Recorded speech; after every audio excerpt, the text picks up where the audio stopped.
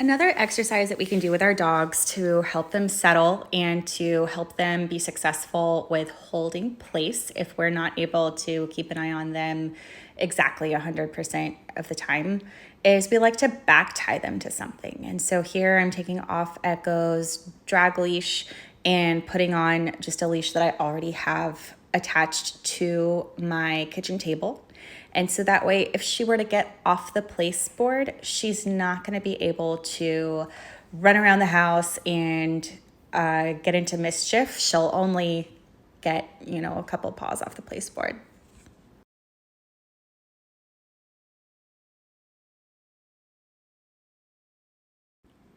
I like to do this exercise to help my dog learn how to settle and to include her in family activities without her being totally underfoot or getting into mischief.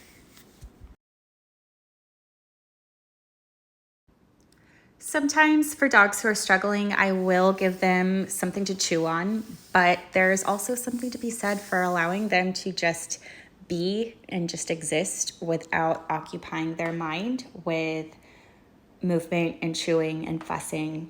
It's almost like the equivalent of, let's say you or a teenager or adult is doom scrolling on their phone. They want to get that dopamine. They want to mess with something all the time. Not having a chewy is allowing them to just sit and relax, but it can also be a good time to chew as well. It kind of just depends on the dog.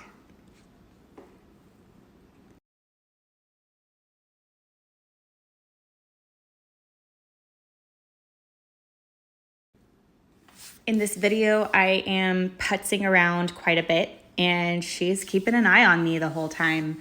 The more you move around and the faster and more intense you move around, then the more interested your dog will be in you, especially as they're learning to settle. You can use this exercise as you're cleaning or as you're cooking dinner. I love to use this exercise when I'm cooking dinner so that my dogs are not under my feet. But it's also a good time to sit down and read a book and not have your dog be right next to you. This is really good for dogs who struggle with that. Some dogs want to share space. I joke that my little dog would share my skin if she could, but this helps the dog have to learn to be comfortable without being right next to you. Now, in this video, as I am moving and putzing about, she is thinking about getting off that place board. She's very interested in what I'm doing. She's not fully relaxed. And so let me show you a quick picture of what it looks like when she actually relaxes.